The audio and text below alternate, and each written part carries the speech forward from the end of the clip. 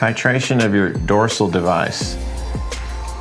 Pay close attention to the direction of rotation when you adjust the device because it's different on the right side and on the left side.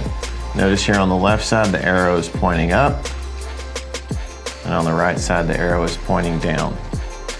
To advance the dorsal, you're going to do 10 turns to advance a millimeter. So on the right side, it's 10 turns down.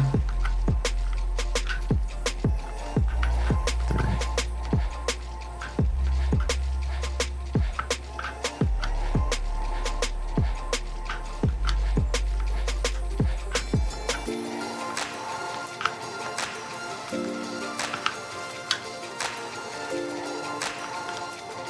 One millimeter. And the exact same on the left side with an opposite direction of turn. So just make sure you identify the arrow and follow the direction of the arrow to advance.